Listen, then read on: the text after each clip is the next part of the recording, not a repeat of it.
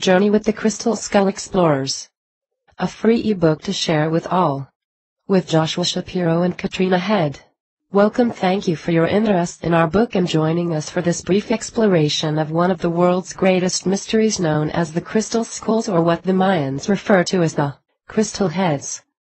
We are Joshua Shapiro and Katrina Head, your hosts. Both of us have been involved with the Crystal Skulls for a number of years now. We collectively take care of 9 skulls which we work quite closely with and are known as the Crystal Kids. You will encounter all of these friends later within this ebook. People also know us as the Crystal Skull Explorers, as we have been working closely together since the spring of 2009. We have committed our lives to sharing the best information and insights we have collected about the skulls with the world. We believe that the very old crystal skulls, also called ancient skulls, which are publicly known within our world today, represent one of the most important artifacts that have ever been discovered within our recorded history. Furthermore, we feel that each crystal skull, whether of an older or more modern design, has a significant role to play in our future that will eventually assist mankind in many ways that will help us create a more peaceful world. This small ebook is just a short introduction about the crystal skulls and a little bit about our personal work with them. However, you will find at the end a few links to various other sources that you can visit to further your own personal studies or research. Additionally, we have included an overview of our new and more comprehensive book that will be available sometime in 2010 or 2011, which is entitled Journeys of the Crystal Skull Explorers. The first version of this work was released as an ebook in 2004, when Joshua was working with Blue Arrow Rainbow Eagle Woman from Holland. This specific book includes information that we have gathered from over 27 years of travels and experiences with the crystal skulls. It also recognizes and honors many of the different individuals who have and are playing a key role in educating the public about the crystal skulls. Thank you for taking the time to explore this ebook and bring us into your home. We hope you enjoy your stay with us. In peace, light, love and joy always. Joshua Shapiro and Katrina Head, your Crystal Skull Explorers. 1. An introduction. What is a crystal skull? Well, as this name or term implies, we are speaking about a skull-shaped object that is made from various types of quartz crystals: clear, amethyst, smoky, rose, etc. Most of us are familiar with quartz crystal, as this gemstone is a key component within all of our modern-day electronics devices that we use each and every day, including the computer you are using to read this book, BTW. There are many people today who work with their personal crystals in order to re-energize themselves, for healing, physical or emotional problems, or even to assist them in their development of their inner or spiritual gifts. However, when one begins to work with a quartz crystal that is in the shape of a human-like skull, other strange phenomena begin to occur around them. We have received numerous reports from people all over the world having some very special experiences connected to the crystal skulls. There are 3 different types of crystal skulls that are spoken about in the world today as follows. 1. New or contemporary. These are crystal skulls that are being manufactured by modern carvers. There are thousands upon thousands of such skulls in existence today. Since the middle part of the 1990s, there has been an explosion in the interest about the crystal skulls. There are quite a few people now, in all parts of our world, who have acquired their own personal skull to work with and use. The contemporary crystal skulls come in all shapes and sizes and are being primarily done by carvers in Brazil and China. These skulls can even be found for sale upon eBay. Old, a crystal skull that was created between 100 years ago to about 1,000 years ago. A number of these types of skulls have been discovered within or near ancient ruins in Mexico or Central America. In general, the appearance of these crystal skulls are somewhat crude in form, and upon a close examination of the surface of an old crystal skull, there are usually observed some type of tool marks left by its carver, similar to what can be detected with the newly made crystal skulls. Copyright Katrina Head and R. Joshua Shapiro, Portal de Luz, a smoky quartz crystal skull created by master carver from Brazil. 2. Ancient, a crystal skull which was fashioned at least 1500 to 2000 years ago or was created long ago. It has been suggested that some of these crystal skulls could literally be hundreds of thousands of years old based upon the studies conducted by various researchers. Also, it has been suggested, or implied, through various legends or oral traditions of different indigenous peoples that the ancient skulls are very, very old. Presently there are only a small number of such crystal skulls known publicly. As to the exact number of how many ancient skulls could exist, this answer is unknown. At the present time, we do not have an exact scientific procedure to be able to date when a piece of quartz was shaped into a skull. However, there are a number of different ideas and theories about how one can definitively identify a crystal skull as being ancient, or even old. Again, many of these types of skulls appear to have some type of link with different Mesoamerican cultures as well as possible ties with various Native American tribes or nations within North America. We have even heard rumors of crystal skulls that have been found or are known within South America and other parts of the world as well. In general, we are unable to detect tool marks upon the surface of an ancient crystal skull. The implications of this condition suggest that either this particular skull was done completely by hand over a long period of time, or perhaps there was some form of very sophisticated and advanced technology that was utilized to make the skull, of which we are not familiar with as of yet. Most of the so-called very old or ancient crystal skulls we have personally met have a very intense energy field that surrounds them, of which many people are able to sense or feel. This energy field can be quite strong and powerful. There are a number of different theories that have been given as to explain how these ancient skulls may have been manufactured, some of which are quite fantastic in their scope. It has been difficult to trace the true history about where these objects as far as where they may have originated from or what parts of the world they have traveled through. Attempts have been made by various groups to work with trained sensitives in the presence of a crystal skull and record the impressions that they psychically receive. However, this method does not always guarantee success as the historical information channeled by these psychics does not always agree and even can be conflicting at times. History of the crystal skulls. The public first became aware of the crystal skulls during the later part of the 19th century. At this time, many museums of the world became interested in displaying antiquities from past civilizations, Egypt, Greece, Mesoamerica, etc. Thus, in 1878, in the Musée d'El-Ham, the Museum of Man, in Paris, and in 1898, in the British Museum in London, each had a clear quartz skull on public display. It is believed that both of these crystal skulls originated from within Mexico, possibly connected with ancient ruins or tombs, during the 1860s, at the time of the French occupation of this country. Eventually both of these skulls somehow came into the possession of a French antiquities dealer, by the name of Bobin, and eventually found their way to the stated museums. 3. Copyright Zainbo Narabel, photographer, and R. Joshua Shapiro photograph of the crystal skull held by the British Museum since 1898. The first human-sized crystal skull placed on public display. During the research for our new book, Journeys of the Crystal Skull Explorers, we uncovered that there were a few other old or ancient crystal skulls that also made their way into private hands during the 19th century. Within recent years, these particular skulls are now held by various individuals who have publicly disclosed their existence and in some cases, are permitting other people to sit with them in private. As we entered into the first part of the 20th century, there was an entirely different group of crystal skulls that mysteriously surfaced. Within this group of skulls, there was also a strong connection with the ancestors of the indigenous people living in different parts of Mexico or Central America. Please find next a short description about some of the most well-known skulls that emerged at this time. The Mitchell Hedges crystal skull, named after famed explorer and adventurer, F.A. Mitchell Hedges, discovered in La Bauandam, an ancient Mayan city in Belize in 1924. This skull is human size and made from an absolutely clear piece of quartz that includes a removable jaw. It is an almost exact copy of our own modern bone skull. At the current time this skull is in the hands of his adopted daughter, Anna Mitchell Hedges, since the time of her father's death in 1959. E.T., discovered by a Mayan family near Guatemala while digging on their property in 1906. This crystal skull was obtained by Joki Van Dieten in 1991 through a crystal store near Los Angeles. It is the only known human-size ancient crystal skull that is made from smoky quartz.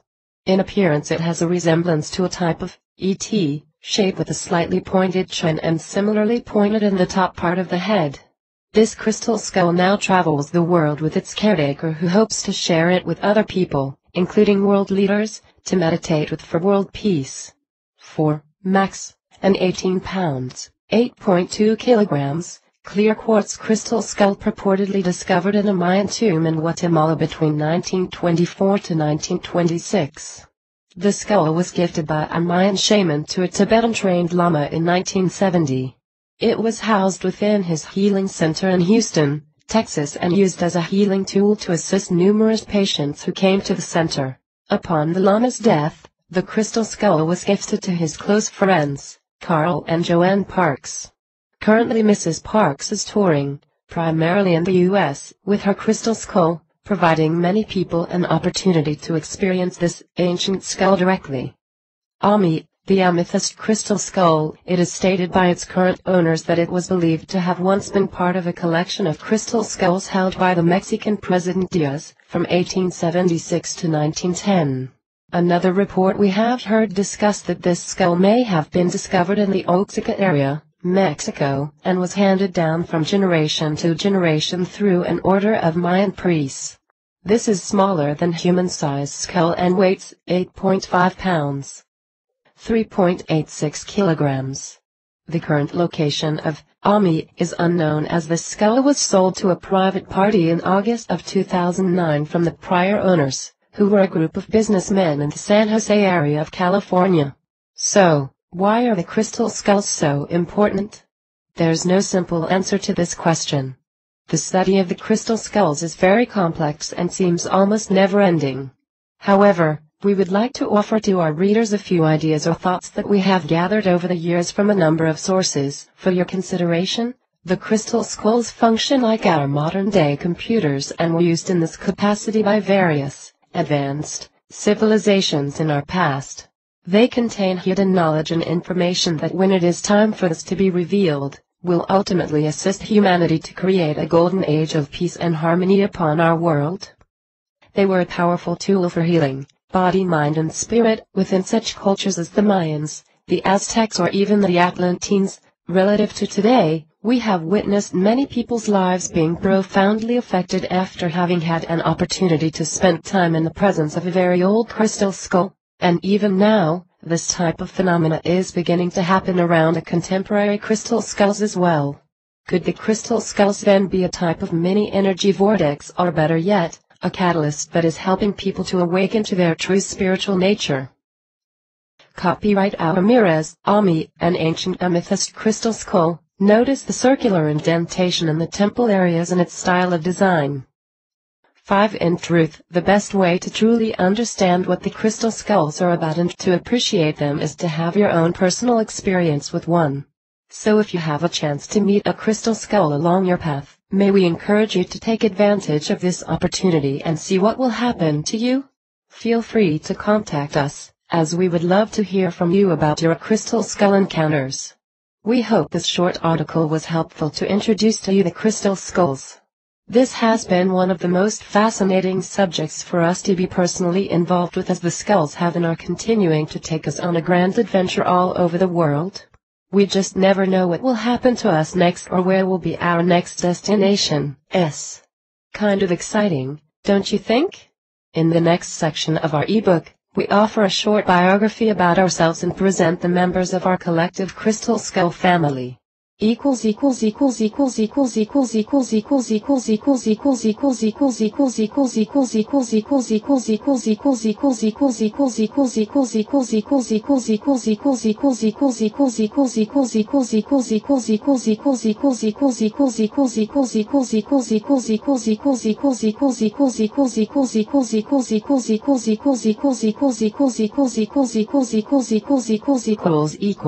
Please note, if you would like to learn more about the crystal skulls, please feel free to check out either our full-featured ebook version of Journeys of the Crystal Skull Explorers, available since February 2004, or please see page 42 for a complete overview of the contents of the printed edition of this book in English, which is scheduled for release sometime before the end of 2010 or within 2011. We will be taking reservation for the new book at a reduced price before the book is officially released. Please contact us by email to discover how to take advantage of this special price. 1. The 3 classifications of crystal skulls discussed within this article were originated by the Society of Crystal Skulls International, in an attempt to distinguish the different type of skulls that exist within our world. 6. The crystal skull teachers and guardians. Biography. 7. Katrina Head. Katrina is a hands-on healer who is guided and assisted by an interdimensional group consciousness that is called the Melchizedek Guardians, or Katrina calls them the Guardians. Katrina enters into an altered state of awareness and is guided by the Guardians through numerous levels of intelligence and inner wisdom which exists beyond polarization and from a unity level, that is, all is one.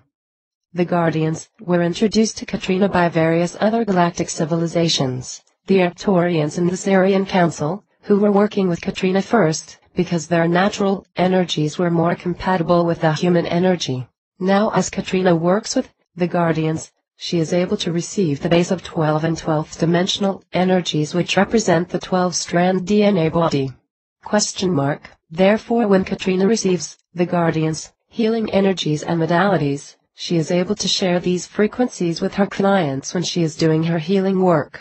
Another part of Katrina's work is to act as a steward for people to help guide them through spiritual ascension or our ability to evolve into a higher level of consciousness in the physical.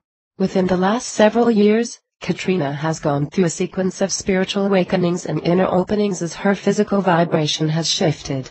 This has resulted in her awakening to her true self as a star seed, or star person, and she is now able to see and experience directly multidimensional realities and beings. She is in constant communication with evolutionary forces of light, which is really what the Guardians represent. It so happens, her introduction to crystal skulls came when she was gifted a small rose quartz skull who told her its name was the Guardian. Therefore, having her spiritual gifts awakened, Katrina has many contacts with energies related to UFOs and the beings who pilot the ships. She is able to actually clearly see them as luminous beings and able to hear their communication. She is also able to take photographs when the light orbs are around and is sensitive to their energy as well. The Guardians act as a key source of guidance for Katrina in the work she is doing in the world to help bring forth a golden age of peace for our world. Lastly, when Katrina met Joshua and had a chance to meet his crystal kids, or the babies as she calls them, the first time she went through a tremendous inner activation as she felt a lightning bolt hit her. Katrina believes this activation helped to bring out more of her true self as the kids held inner information which resonated with her soul. Katrina is able to hear the kids speak to her as they have various requests and is a co-caretaker with Joshua now. In addition, Katrina has met the ancient crystal skull, Max, when he visited Atlanta and Dr. Brown's Atlantine crystal ball, which is now being called an Atlantine orb, that integrated energetically into Katrina so she is able to work with the orb essence in her healing work. 8R. Joshua Shapiro. Since Katrina Head has entered in his life in the early spring of 2009, they have been working closely together. The explorers offer various crystal skull presentations, lectures and workshops to the public, as well as a unique type of private consultation with their personal skulls that combines their individual spiritual and creative talents. In the picture shown here, we see Joshua holding the Brazilian carved crystal skull known as Portal de Luz, Portuguese for Portal of Light, who has traveled with him all over the world. Joshua is the author of various books, including his first book about the crystal skulls entitled Mysteries of the Crystal Skulls Revealed, written jointly with Sam Bowen and late Fr. Nick Notarino. This book was published in 1989, and there is also a Portuguese edition issued in Brazil in 1993. He has released various versions of his new book, Journeys of the Crystal Skull Explorers, since 2004. As an ebook and printed edition in 3 foreign languages in Europe. Joshua is the co-founder of VJ Enterprises, in Illinois, USA, which has been in operation since 1992, dedicated to sharing the best information that describes how our planet will be transformed into a golden age by the year 2013. Additionally, Joshua has offered a number of other public talks throughout the world that discuss current information about UFOs, the Bible Code and the Hollow Earth. He is actively involved with the non-profit organization, the World Mystery Research Center. This foundation is dedicated to studying various world mysteries which are believed to inherently contain vital encoded information necessary to create a peaceful world. He is the originator of a story for an action-adventure film that portrays how world peace will happen by the end of 2012, waiting to be made. The script is completed. 9. Joshua has been involved with the crystal skulls since 1983 when he saw one made out of amethyst in Northern California. He felt such a strong connection with this artifact that since that time he has devoted his life and resources to sharing the best information he can about these crystalline artifacts with other people all over the world and the future role they will play to help our planet see world peace. He has had an opportunity to privately visit with a number of the well-known crystal skulls in the world, including the Mitchell Hedges Crystal Skull of Love, E.T., the British Museum Crystal Skull, Synergy, and Ami. Meet the members of our Crystal Skull family. Crystal Skull family? Portal de Luz Geronimo Golden Eagle Eye Little Indian Princess the King / Iolani Purple Star Bright / Zippy One Eye the Guardian and on Atahalpatatula? Pictures of our crystal skulls, the crystal kids, and a brief description to acquaint you with their relative size and what could be the service offered by each of the crystal skulls shown here. 10. Portal de Luz Portal of Light, weighs 10 pounds, 4.5 kilograms, and is the largest crystal head in our family. He is made of light gray smoky quartz crystal which was mined and carved in Brazil. His first initiation occurred at a Mayan sunrise ceremony conducted by Mayan priests from Guatemala and Sedano, Arizona in 1999 at a crystal skull conference sitting with a number of old and young skulls. Since the summer of 1999, Portal has worked closely with Joshua, participating in his lectures and private consultations, now with Katrina and the other crystal kids. When an individual chooses Portal for their consultation or healing session, this represents a person who is seeking more balance in their life or wishes to have a greater clarity about their life's purpose. When Portal interacts with others, he will often change his weight and color. He loves to participate in our crystal skull research and to work with the natural energies of Mother Earth. He is our musical skull who is often seen dancing with his papa, Joshua, during our public presentations. 11. Geronimo Golden Eagle Eye. Geronimo Golden Eagle Eye is just under 2 pounds. Almost clear dark smoky, cola smoky, quartz crystal skull, who was a gift to Joshua from Blue Arrow Rainbow Eagle Woman, his last ex-wife from Holland, in 2004. At this time, Joshua had just one crystal skull, Portal de Luz, and thought he would never accept another. However, when he first viewed Geronimo, his shortened name, he was so clear inside, he felt drawn to accept him. Now normally it takes a few months to work privately with a new crystal skull that one obtains before sharing him/her with others. But Geronimo, after about a week of being with Joshua, was already out in the public at a crystal skull meeting in Germany. In the beginning, Joshua wasn't quite sure what work Geronimo would do, although he had a Native American name. He would constantly help Joshua to be a bit more balanced energetically during the private sessions, as he was not offered to the clients for a period of time that Joshua offered for the public. But eventually he joined the group of working skulls and is one of the most popular crystal skulls chosen in our sessions. However, in 2007 is when Geronimo really started to come into his own. He became the favorite skull of the leader of a group of shamanic drummers in Hungary and loves to be around native drumming. He also became the favorite skull for a Native American Indian chief in Missouri met in 2008 and was gifted some special energies from this tribe.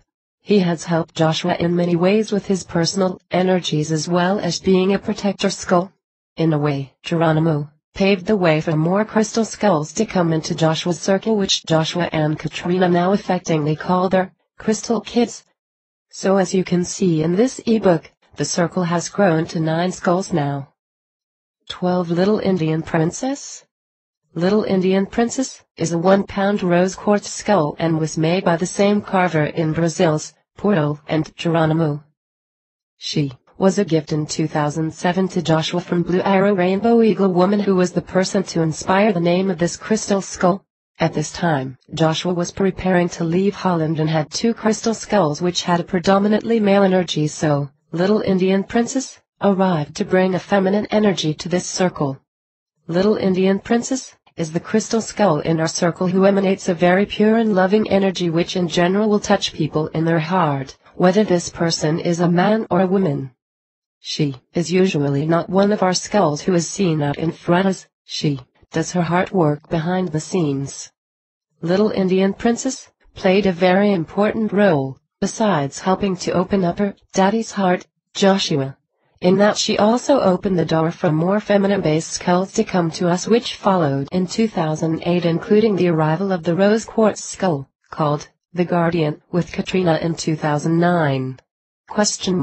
For Katrina, Little Indian Princess has a very gentle and loving energy, but she has acted as a catalyst to electrify and really opened up my heart energy.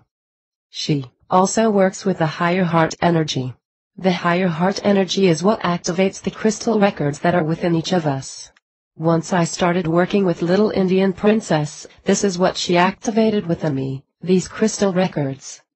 Katrina saw with her inner vision that the higher heart color becomes a crystal lotus blue, which is directly connected to a level called the Kundalini universe, which is where our cosmic chakras, versus our physical body chakras and light bodies, exist.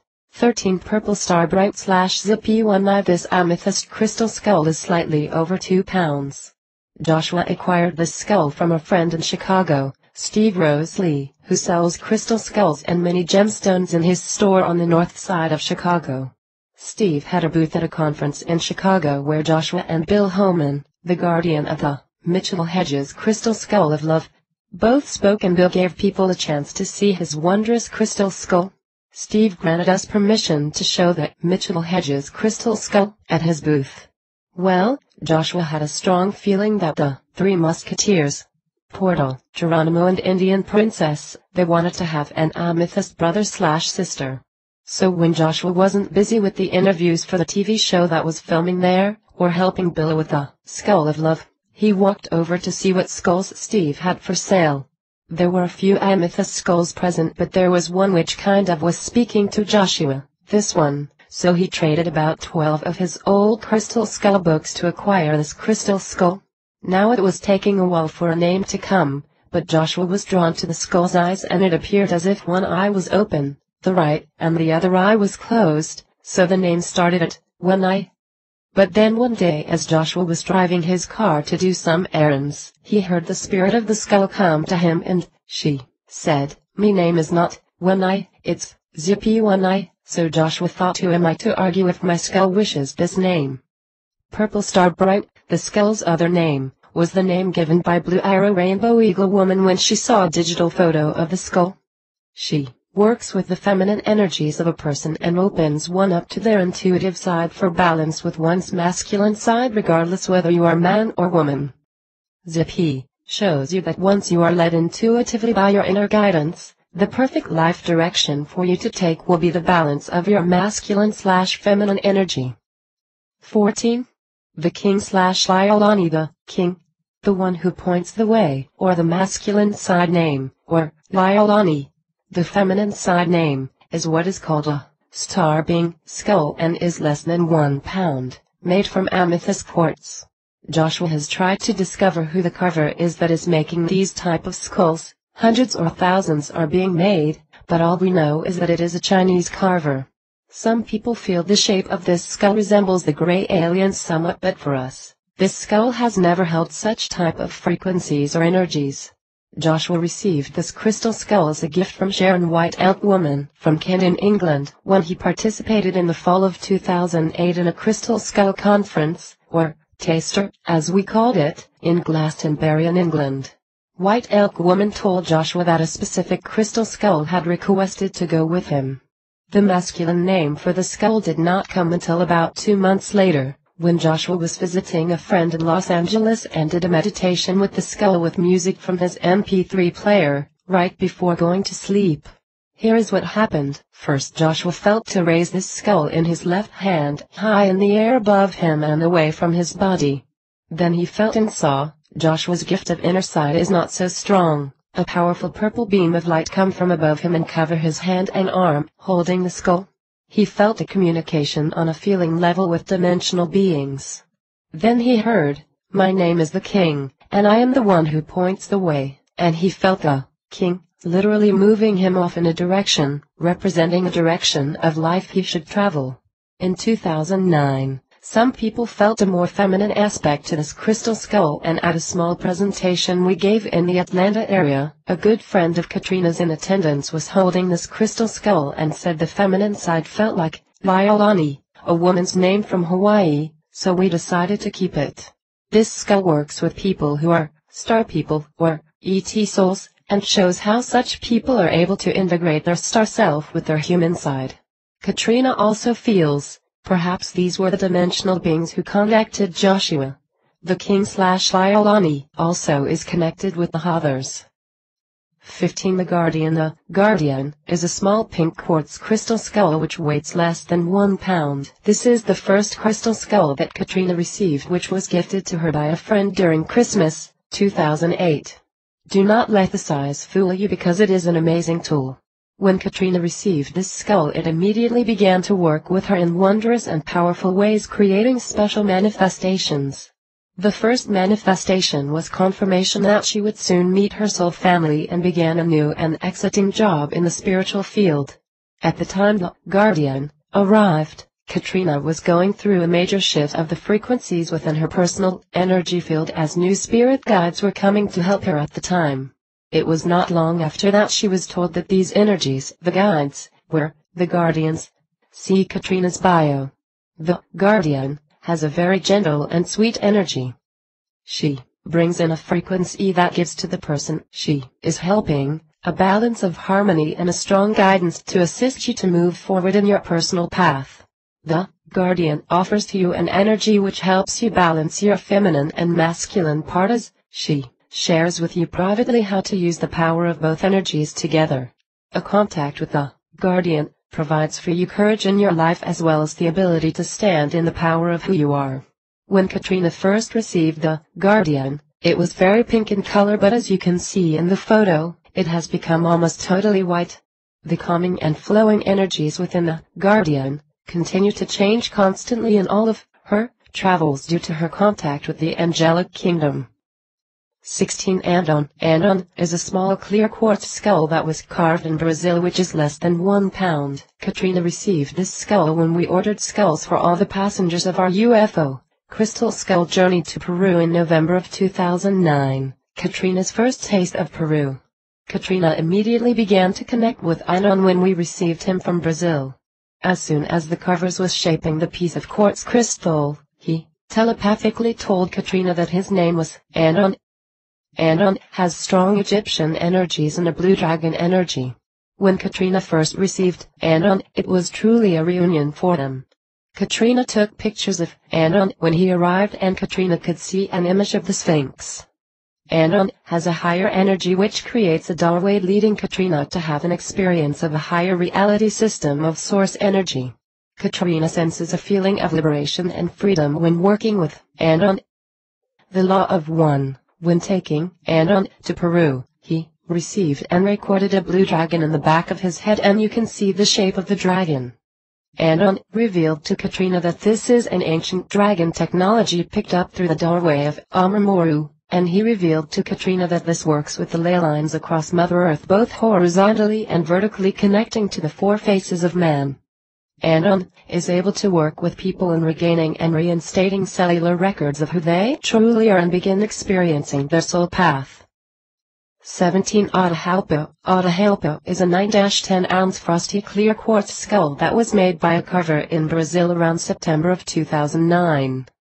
He, with another one of the crystal skulls we received for our group going to Peru later that year. The quartz was mined in the state of Minas Gerais in Brazil, as is true of several of the other kids. After Joshua was called to select this crystal skull, he told Joshua that he was forbidden to work with him until they were actually in Peru. Now, the name of Atahualpa, comes from the name of the last Inca emperor, who was tortured by the invading Spanish and then eventually killed. The crystal skull did not receive his name to Joshua, as his primary caretaker until we were in Peru with our spiritual group. Joshua had visited Peru several years ago, in a remote city in the Andes Mountains in the north called Cajamarca, the last home city of Atahualpa, before he was executed by the Spanish. Joshua felt a connection at that time with the spirit of Atahualpa. Then, while we were in Lake Titicaca, before returning to America, the spirit of the crystal skull asked Joshua to be given this name. But right after the name of the skull was decided, while we were still in the sacred lake, Joshua did his first personal meditation with Atahualpa, listening to the music of the group called Cusco on his MP3 player. Atahualpa showed Joshua that he had a past life with Katrina as Inca and that they had lived in Lake Titicaca before. Joshua is not ready to reveal who they were during that time just yet, as it is hard to believe. While in Peru, Joshua observed how Atahualpa was recording and absorbing all the frequencies of the sacred sites the group visited within his vibrational structure. So this crystal skull holds the energy of Peru and helps a person to prepare for visiting Peru. 18 Tachula. Editor's note: due to the unusual nature of how we acquired Tachula, and where the skull was discovered, we have decided that in order to tell the story properly about this skull we will allow more than one page to be shared compared to what we have done with the other crystal kits. Thanks. Tachula is a skull made out of clear obsidian with a piece of cranberry obsidian that lies in the back of the head. Tachula was retrieved from a construction project and dig in Mongolia, China, where they were building a dam. As they were digging into the ground, they discovered Tachula and a number of other non-quartz skulls. This occurred during 2009. Katrina received this skull from a good friend of Joshua's, whose name is Lionfire, based out of Colorado. Lionfire has been interested in the crystal skulls for a long time and naturally was familiar with the work that Joshua has done over the years. Finally, the two of them were able to meet near Santa Fe, New Mexico in December of 2008, as both were present to do their own type of public crystal skull work. When Joshua met Lionfire at this time, Lionfire had like 30-40 non-quartz skulls with him, all coming out of China. These skulls, like Tachula, are all stylized and are not a representation of a human bone skull. Lionfire has contacts with the people who are digging up these skulls and then tries to find the right person for their new home. Going back to the first time we met Tachula, this took place during our visit to Sedano, Arizona in December of 2009. Lionfire was nearby to attending a special 19 conference that featured 13 grandmothers of various indigenous tribes. Again, Lionfire had a number of these skulls with him and shared them at the conference, plus he gifted one of these gemstone skulls to one of the grandmothers. Anyway, the person who was hosting Lionfire was very close to the room we were renting in a private home. We were able to visit with Lionfire twice. It was during the second visit that activities began to happen between Katrina and Tachula. Of course, we didn't know this was the skull's name at this time. When Katrina saw Tachula during our first visit, this skull began to speak to her directly, but she wasn't paying attention, and because she was tired, she just dismissed it. Besides, Tachula was sitting with 13 other similar type of skulls that were retrieved from the same Mongolian dig. However, during our second visit, Tachula once again began speaking to Katrina, and this time it was harder to ignore the skull. Then, when Lionfire placed Tachula into Katrina's hands, Katrina had not said one word to anyone present about that. Tachula was talking telepathically to her. Katrina realized this skull wanted to go with her. Lionfire intuitively felt that Katrina was supposed to have this skull, so an arrangement was made for Tachula to go back home with us as we left Sedona. Also, when Tachula was given to Katrina, the skull immediately began to tell her his name and explained to Katrina that his purpose was to be with all our crystal skulls and ourselves as our protector, a protector of the energetic field around the crystal kids. Now, for us, Tachula has a Mayan energy.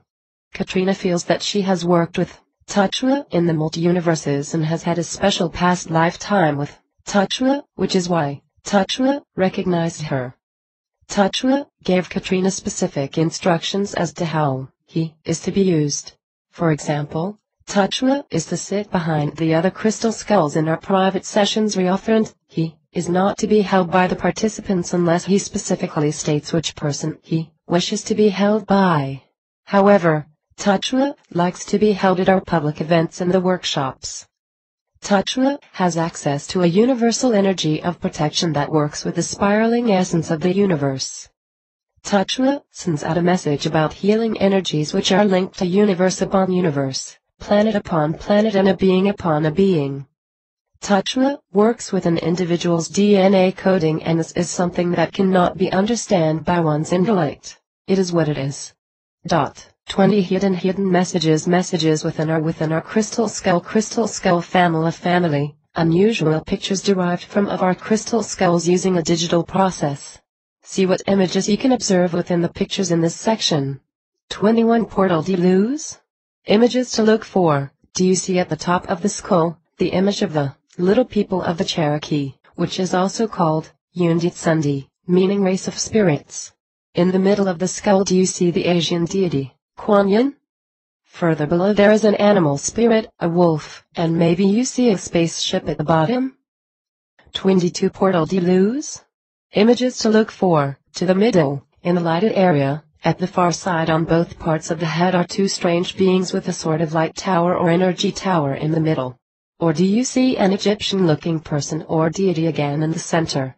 Throughout the skull are many images of cats with perhaps an angel at the bottom. 23 Geronimo Golden Eagle Eye. Images to look for. Do you see in between the eyes a Native American? And what about wings at the sides in the middle? From the middle to the right there are animal spirits with many symbols throughout the skull that look Native American. In the nose area it seems like there is a Native American camp with teepees and there is a horse with a person on it. 24 Geronimo Golden Eagle Eye. Images to look for. Do you see at the top of the head a Peruvian knight? The same man Katrina saw at the Temple of the Monkeys near Cusco, Peru. Also around this Peruvian knight do you see eagle wings? In the middle of the nose is a phoenix rising. 25 Little Indian Princess. Images to look for. At the top, do you see another crystal skull? Before this are easily seen wings. There is a person in the middle with a breastplate of a sort with a cross-looking symbol. At the bottom is a temple of light. 26 The King/Liolani. Images to look for. At the top of the skull do you see the shape of a cat? There is a Peruvian-looking woman in the middle of the skull. How about some angels just below the bottom to the left and right-hand sides of the skull, playing their harps? Finally below the angels are dolphins. 27 The King/Liolani. Specific image to see. At the very top, in the dark purple area, is a strange face. As we move to the center there appears to be a sort of crystal chamber with all type of alien beings surrounded this chamber from top to bottom. 28 And on. Images to look for. In the middle we see an ET being that is standing in front of several spaceships behind him/her. At the very top is a strange face of a being and it appears on top of the head are small skulls. Below center looks like an African mask. 29 And on. Images to look for. It appears like two celestial beings at the top in the center, one on top of each other. It feels like there are human eyes in the skull eye sockets and perhaps an alien being in the nose area. 30 Touchula. Images to look for. Do you see at the bottom a winged being? Perhaps there is a strange spaceship at the top of the skull. And below the winged being, there is a kind of strange indigenous symbol, or maybe a stone statue like maybe African or Mayan. 31 What is going on here? You might be wondering, what is the source of these images that you have been seeing upon the last few pages of this ebook? Each one was created from a digital photograph taken from one of our personal crystal skulls. Then we used a computer graphics program to perform a special series of processes upon it that produced the final result you see. We have read that the Mayans used a similar technique to study hidden messages related to some of their special symbols involving reverse images. In our comprehensive book, Journeys of the Crystal Skull Explorers, We will take a much closer look at the details about this interesting imaging technique as we applied it to various pictures of some of the ancient crystal skulls which are featured there. As you may have noticed under each image, we provided for you some suggestions about what type of pictures or distinct images you might observe. Don't worry if you are not able to see these images right away, it just takes some practice. We would recommend, however, that when you do have the proper time to really see it and gaze at these special pictures, that you will most likely see a great deal of other recognizable images, such as people, places, animals or certain activities, etc. If you stand farther away from your computer monitor, you may be able to observe other scenes or discernible objects that you couldn't see close up. Another technique you can use is to adjust the magnification size for viewing the page within Adobe Reader Registered Trademark or Acrobat Registered Trademark, and by reducing or enlarging the image on your screen, you will see many other hidden pictures as well. When we have shared these special images in our public lectures, we always get "us" and "us" from our audience. We decided to include this section in our free ebook because it is one of the most fun things we have uncovered to do with pictures of the crystal skulls. So sit back and enjoy. 32. A suggestion for working with the pictures in the book. We would like to offer to you a simple technique for working with the pictures in this book that various people in the crystal skull community use and are having good success with. This technique can be done with either a normal picture of a skull, such as one from our crystal family, or you can experiment with the special images from the last section. First, just casually glance through this book and observe if any specific picture or image speaks to you, or if you find yourself strongly drawn to look at one in particular. Don't try to rationalize why you feel this strong connection to the picture, or that specific crystal skull, just trust that there is a reason for this.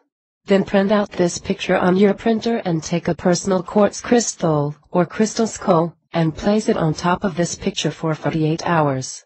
If you don't have a personal crystal to use, see if you can find one at a local New Age or gem shop, but again, don't just pick any quartz crystal, take one that calls out to you and feels correct.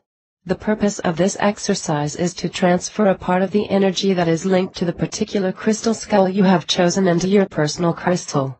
It has been observed on numerous occasions that when a person links into any facsimile of a crystal skull, such as a photograph, they can experience to some degree the essence of that object's energy. We have personally worked with the system and done so with a number of friends and clients, and have been pleasantly surprised by the results that have happened.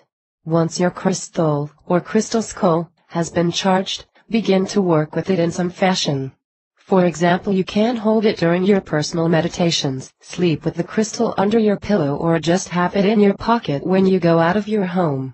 It can be used as a healing stone or just to hold it when you are feeling low in your physical energy.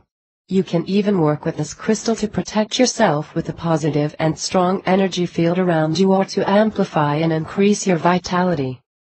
33. Crystal Skull Meditations for World Peace.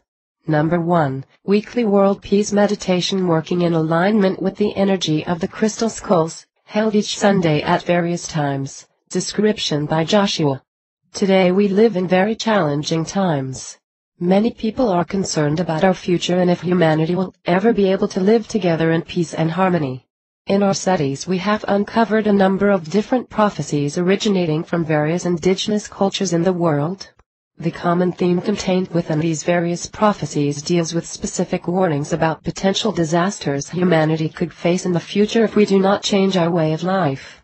The best solution to prevent such a future, we believe, is for the people of our world to have a much greater awareness and become more responsible for the well-being of our planet, the Mother Earth, and also to respect all life that lives upon her. If we do not do so in a timely fashion, according to these prophecies, this could result in severe and dire consequences that could end life as we know it. Now, it is not our intention by making such statements to create more panic and fear in our world, as we already have enough of this. However, at the same time, the prophecies act as a reminder that we live in a time where some very important decisions must be made for taking the proper actions which will transform our world in a positive way until we really can create a global peace. So the main question that we can each ask ourselves is, Can we do something that will make a difference and truly prevent or diminish these dark forecasts from ever coming true? We believe that the answer to this question is absolutely yes. Global peace starts with peace within each of us. Therefore, we invite you to participate with us in a special meditation, which was inspired by Spirit, that can help us in creating a better world. We have been performing this mediation since the beginning of 2003 when it was initiated through our main Crystal Skull website. This meditation is a little bit different from similar ones in that we work directly with the energy of the crystal skulls. Of course, we recognize that any meditation which focuses upon sending of a good and loving energy to our planet and its inhabitants is worthwhile, as each meditation that is performed it works synergistically with all the other groups who are offering a similar activity. Over the years, we have had people join us for this mediation who are living all over the world. Most of these individuals have a strong interest in the crystal skulls, but that is not a prerequisite to be able to participate with us. We have developed what we believe is a simple method that allows anyone to be able to link into the energy and essence of the crystal skulls, which we are using as our main focus. The crystal skulls definitely help us in amplifying the peaceful energies that we are sending out to the world during this exercise. In order to allow as many people as possible who wish to participate with us, we have set up the meditation to occur at 3 different time slots. Thus, no matter what time zone a person lives in, they can participate at a reasonable time. If you would like to join us for this meditation, you will find the instructions to do so 34 in the following sections. Even if you do not have your own crystal skull, you can still join us and are very welcome to do so. Time for the meditation: we recommend that you perform your meditation to last for about 10 or 15 minutes, or you can just allow the energy of the meditation to guide you for its duration. The 3 specific time periods we are conducting our meditation are shown below. Please check to determine which one is the best for you. The local time that is given is based on the perspective of a person living within the U.S., Eastern Standard Time, New York City, England, GMT, or the time zone in Sydney, Australia.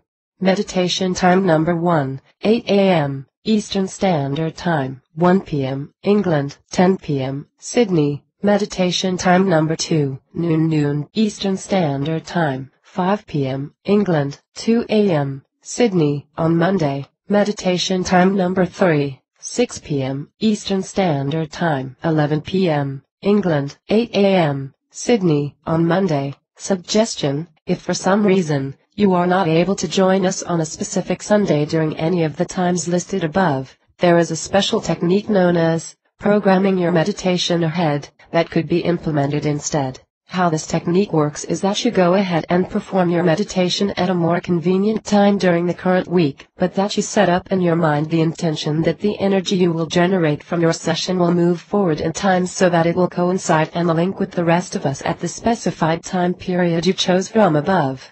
Thus, by using this system, you will still be able to join us on the next Sunday and never miss a beat.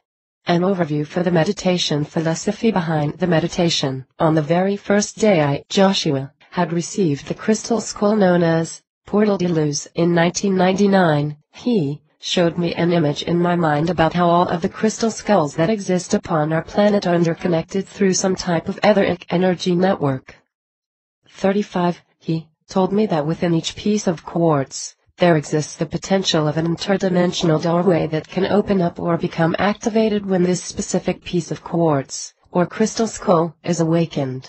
Once the crystal is activated, it can begin to receive and project out various fields of energies and information that can originate from any crystal skull that is linked to this network.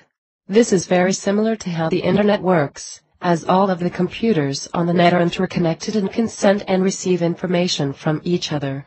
Furthermore, during the experiments we have conducted on behalf of the World Mystery Research Center, see the full details of our tests in our new book to be released, we have received information that there might exist a very large clear crystal skull in rotation at the center of the Earth. That is, this implies that our planet does not have a molten core at the center but could be completely hollow, which is the master skull to coordinate the flow of energy and information through this entire network.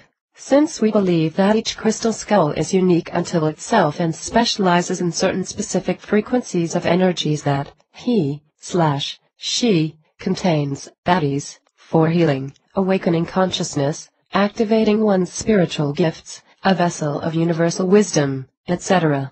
This large master skull can and will select the appropriate energies to emit through each individual skull depending upon the unique situation at the time. We believe that the determination of what energies the central skull will send through to the other ones is related to each skull's current location and how that particular crystal skull is being utilized by its owner, or caretaker, at that precise moment, such as in our meditation. Thus, if our understanding is correct about how this mediation is truly functioning, then each crystal skull that participates in this activity will emanate powerful and peaceful energy through it. This energy comes from the crystal skull's connection to the etheric energy network and is then sent out to the local geographic region which the meditator resides. The key for this process to work well is that a human being is required to activate and open the dimensional door within their respective skull, or crystal, in order for the higher spiritual energies from the network to be broadcast out through the skull. Additionally, we have experienced during the meditations that each participant will receive and channel a portion of this special energy through their own body, which can be very uplifting, healing and electrifying. Therefore, one of the main goals we have for this meditation is that by working with a large number of people from all over the world, we are able to create many points of light which are all connected together at the same time. Can you visualize what we are describing here and see its potential? 36. How to perform the meditation. The second part of the vision that I had received from Portal was related to the crystal skull etheric network itself. I was shown a method of how a person could fully link into this network that involved a special device that looked like an antenna. Each participant has the ability to inwardly call for this antenna to appear in their location, which is created by a special mental visualization. For example, for some people this antenna could just literally appear in front of you when they call it. This purpose of this antenna is to help the participant to more fully connect with the energy of the etheric crystal skull network and to bring a part of this energy into their individual meditation space. If you will look at the diagram to your left, you will see I have provided a simple representation of what this antenna can look like, which you can use as a reference point.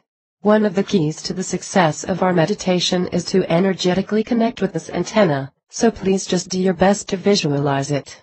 The antenna itself is actually more spherical and round than the flat representation we have given here.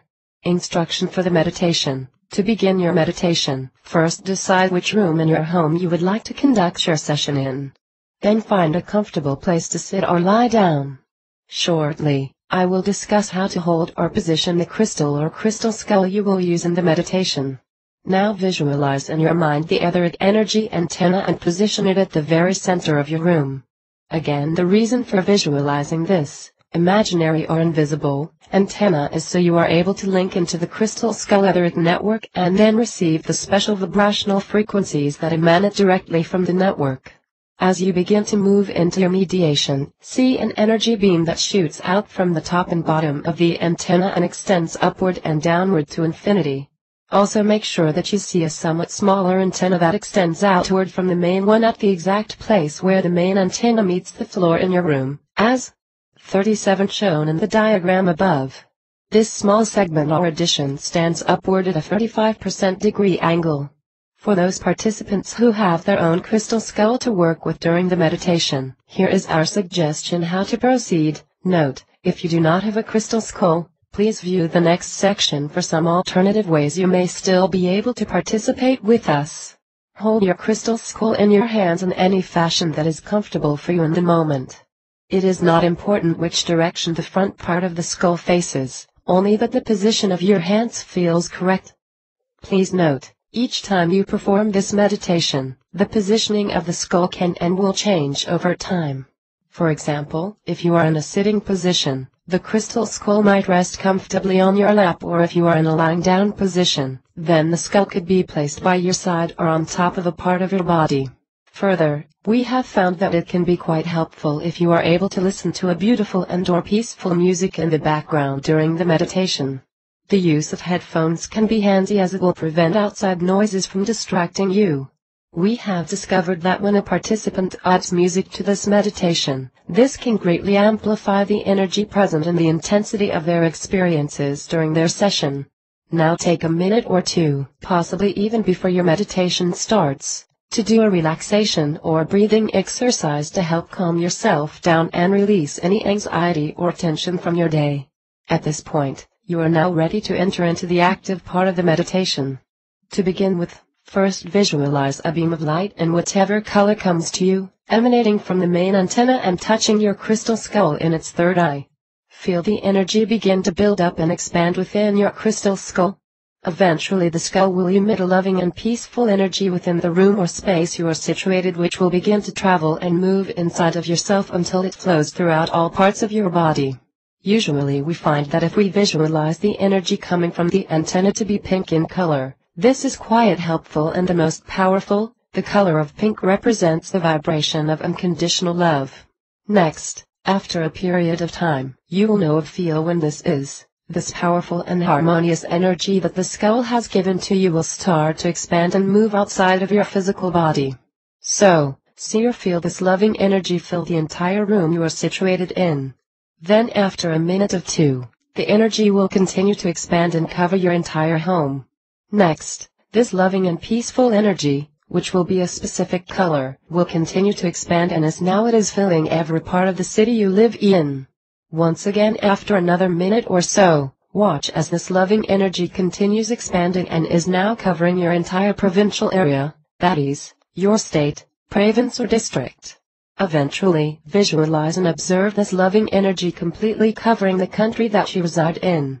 And lastly, watch this special healing energy cover our entire planet, touching all the living beings that inhabit our beautiful mother, the plants, the animals, and the people. As you are going through this process, don't feel rushed. Take your time and move from place to place as it is comfortable to do so. We suggest at this point during your meditation, that for just a few minutes you might want to remain with the vision of the earth surrounded by this loving, pink, energy. 38 Then, just before you are ready to return to your physical body, pick one location on our world that you feel drawn to, where there is a great deal of unrest or confusion, and send to this location a little extra light and loving energy. One quick note to offer, and this is, when we are visualizing this peaceful loving energy being shared with our world, all we can do is offer this energy to all the living beings to choose how he/she, and each must decide of their own accord in which way to utilize it. Now, after you are finished, begin to return to your physical body by retracing your steps back the way you came, from the view of the earth, to your country, to your provincial area, etc. When you come back to your body, you may wish to take a few deep breaths to help ground yourself, as well as feel your feet firmly touching the ground before you open your eyes.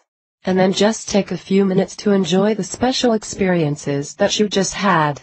Suggestion: if you happen to have more than one crystal skull, why not invite a friend, family member or neighbor to join us during our time together one Sunday? What to do if you don't have your own crystal skulls? If this is your situation, you can still participate and meditate with us, working with the energies of the crystal skulls. Here are a few suggestions about how you can do this. 1. If you have a picture of a crystal skull that you personally feel an affinity for, such as one shown in this ebook, you can stare at its image during your meditation to bring in the energy of the skulls into your room. Then visualize the special antenna that links to the energy network and imagine that you are holding in your hands the crystal skull you are gazing at. The rest of the mediation follows as we have described in earlier sections.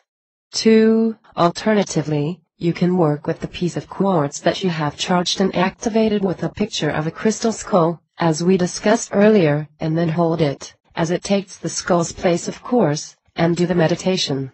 Again, you can pretend as if the crystal you are holding is a real crystal skull. If you prefer to work with a picture of an older or ancient crystal skull, we have set up on our Crystal Skull website a page consisting of such pictures. Some of the people who have joined our meditation and first heard about it through our website actually use these pictures. There are 12 different crystal skulls, ancient, old and contemporary, shown here, and again, you can just print out this page on your printer and select the crystal skull that seems appropriate to work with for the meditation. Please see, http://www.v-enterprises.com/skullpictures.html39. 3. Another option is to take one of your personal crystals that you have at home and try to see if you can find an actual crystal skull that someone has who lives close to your location. Then, just place your quartz crystal near their skull for a period of time, 15 minutes at least is recommended, and let it be charged. 4. Finally, I have met some people who don't need a physical crystal skull or quartz skull present but still have the ability to visualize one in their mind instantaneously, or even at times, see a crystal skull that just appears right in front of them through their inner gift of clairvoyance. So this is just another option or method a person can use to participate in our group meditation. Other suggestions and final ideas. We have found that the most important ingredient for having a powerful experience during this meditation is to not plan ahead or logically figure out what will happen during your session. Most people have discovered that as soon as they start to work with their crystal skull, or the energy connected to them, things have a habit of happening by themselves. We find this spontaneous approach is the best way to conduct your meditation and to fulfill the collective goal for sending out the most loving and peaceful energy to our world as we can, amplified by the energy of the skulls.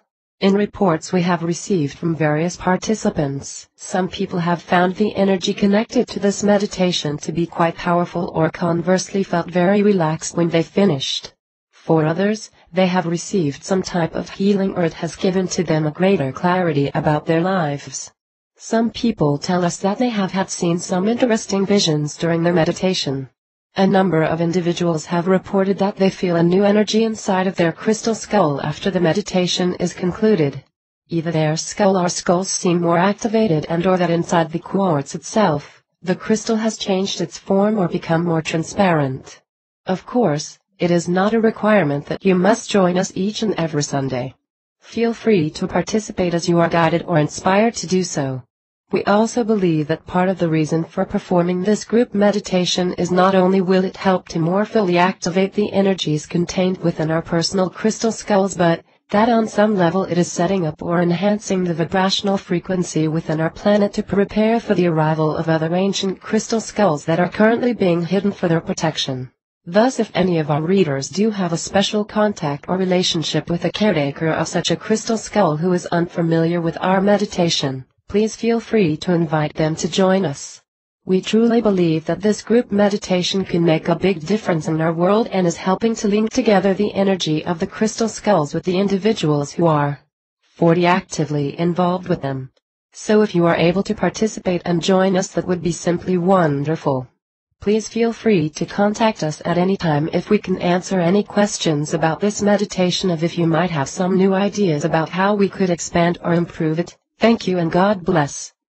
Number 2, World Peace Meditations from 2009 to 2011, held on specific days, a special dream that is coming true. Please join us. Several years ago, we had an idea that sounded fantastic, but we were unsure how we could make it happen. However, we felt one day we would know how to proceed, related to a special world peace meditation. The idea or the question to this meditation was, what if we invited every person in the world who is a caretaker/guardian of one or more crystal skulls, to join us for a meditation for peace on a specific day, where during each hour on that day, a group of people were performing such a meditation throughout the world? What could happen? As today, there are thousands upon thousands of new crystal skulls being carved each year, which means there are thousands upon thousands of people who have a crystal skull and are their caretaker or guardian. Well, while Joshua was in Italy for a crystal skull conference in July of 2008, he woke up one morning and knew instantly how to organize such a peace meditation. However, it was not to be performed just on one day but for 7 days. Therefore, in addition to the weekly Sunday meditations, we would like to invite you to participate with us for a special series of 7 major meditations held between the years of 2009 to 2011, along with a series of minor meditations. The first meditation was conducted on January 1st of 2009, and now we are continuing on the 13th day of each month. If you would like to participate with us, may we invite you to visit the following page shown below. All of the details for these special crystal skull-based meditations are fully explained here, as well as a link to a page which describes how to do the meditation. Please visit http://www.v-enterprises.com/xworldbeastmeditations.html. Okay, finally coming up next is a quick overview of our new book on the crystal skulls that you have been hearing so much about, which we hope to release before the end of 2010 or in the early part of 2011. We are very proud of this book, as we have tried to write it in such a way that it will provide the best information possible for every reader, regardless of their orientation and interest about the crystal skulls or heads. This book will include some of the most amazing and interesting stories and personal experiences people have had with the crystal skulls, perhaps even beyond what you can imagine. And of course, the book offers some provocative new insights about life and reality which these crystal friends wish to teach us or to remind us of that we already know about, deep within ourselves. 41. 42. Crystal skulls are human-shaped skulls comprised of various types of quartz crystals. A number of these ancient artifacts have been uncovered within various ancient ruins in Mexico and Central America. Who created these crystal skulls? Why did they make them? By which process were they fashioned, is a complete mystery. The following questions will be answered within this amazing book. Why are the crystal skulls resurfacing now? What research has been conducted to better understand the crystal skulls? Why are so many people desiring to have a personal contact with one? What is there about the energy that surrounds the crystal skulls that is producing tremendous and profound changes within the lives of the people who meet them? Join Joshua Shapiro with his partner Katrina Head, explorers of the crystal skulls, as they take you deep into the secret world of the skulls. Inside the pages of this book you will meet some of the most famous crystal skulls on the planet, as well as the special individuals who are intimately involved with them. Find out why the authors believe the crystal skulls are one of the most important ancient artifacts that have ever been discovered, and how these crystalline friends will ultimately take humanity into a time of total peace. Joshua Shapiro and Katrina Head have dedicated their lives to the study of the crystal skulls, as well as providing the very best information upon this subject through their public presentations, websites and books. Their crystal skull research is sponsored by the World Mystery Research Center located within the U.S. Joshua Shapiro and Katrina Head are involved with a feature film that will present a powerful story regarding how the crystal skulls will play a key role and bring forth a time of total peace for the earth in our near future, which Joshua has received will one day be called the New Dawn. 43 Journeys of the Crystal Skull Explorers Table of Contents. Summarized overview, dedication, forward, book objectives and overview. Introduction. Chapter 1, Time Flight of Destiny. The book begins with a story. It starts during the time of the Mayans in Mexico in the 16th century, as the Spanish conquistadors are beginning their invasion and looking for a talking skull. The story moves to our modern time, where we see a crystal skull has recently been unearthed in a Mayan ruin after being hidden for almost 500 years. The skull calls to a young man, whose soul was the one to hide it in this distant past. The skull has arrived just in time, as our world is threatened by a deadly disease that only the crystal skulls can help to cure. 44 Chapter 2, What are the crystal skulls? In this chapter we take a quick look at the material of which comprises the crystal skulls, quartz crystals, and discuss their properties. We define the three different types of crystal skulls known to exist in our world: ancient, old and contemporary. And finally we offer a brief history of some of the key moments that have occurred around the crystal skulls from the 18th century till present to bring them into the public's attention. Chapter 3, The Ancient and Old Crystal Skulls. Chapter 3 introduces our readers to a few of the ancient and old crystal skulls that are known in the world presently. We provide a physical description and history and offer comments from the guardians or owners where possible. The main crystal skulls that we discuss include: the type of quartz is in parenthesis, ancient Mitchell Hedges skull of love, clear, Ami, amethyst, et, smoky quartz, madre, and rainbow, clear, synergy, clear, old, British Museum crystal skull, clear, and the Paris crystal skull, clear. We also briefly discuss several other crystal skulls that are known publicly following into these categories, as there is not enough space in the book for a full description. Chapter 4, Contemporary Crystal Skulls, the Caretakers. Next we take a look at the newly made crystal skulls, also known as contemporary crystal skulls. Here we hear from 8 owners, or as we call them, caretakers, of such skulls to compare their stories and experiences versus the older ones. You will meet Marion Webb de Soto from England, who has written the first book that focuses upon this type of crystal skulls. Additionally, we hear from Jaap van Eden and C. Raveney, young men, who each have more than 100 crystal skulls in their personal collections. 2 other good friends we introduce, who are working in the world closely with their crystal skulls, including Wendy Willett and Shivati. Next you hear from Blue Arrow Rainbow Eagle Woman as she discusses her personal crystal skull, known as Moses of Peace. Her and her daughter have over 300 skulls in their circles. Following this, we hear from Katrina Head about her rose quartz skull, the Guardian, and how this skull forever changed her life. Lastly, Joshua introduces his 10-pound smoky quartz skull, Portal de Luz, and about their early adventures. The last section is an honorable mention of other friends who are very active and work with their crystal skulls to share them with the public. Chapter 5, Contemporary Crystal Skulls, the Carvers. This chapter introduces our readers to 3 very special and talented carvers who have the rare gift to create a crystal skull. We hear from Carrie Robinson, Oregon, who has carved several human-sized skulls, including a movable jaw. You will meet one of the special carvers that work in Brazil, who has personally made over 1,000 crystal skulls of all sizes. Next, you meet Georg Brand, a master carver from Oberstein in 45, Germany, a place where some of the finest gemstone carvers in the world live. Lastly, we introduce you to Moonhawk Gary Butler, who has been trained in the traditional ways to carve a skull that provides us a completely different orientation about what the crystal skulls represent to the indigenous people and their keys to activating them. Chapter 6 - A Personal Adventure with 2 Crystal Skulls, with Joshua Shapiro and Katrina Head. Chapter 6 is our opportunity to share with the readers our most treasured stories and experiences with the crystal skulls. Joshua focuses about his experiences with the Mitchell Hedges crystal skull of love, Ami, the amethyst skull, E.T., a human-sized smoky quartz skull, along with various visits with the British Museum crystal skull, including a very rare and private one with Blue Arrow Rainbow Eagle Woman.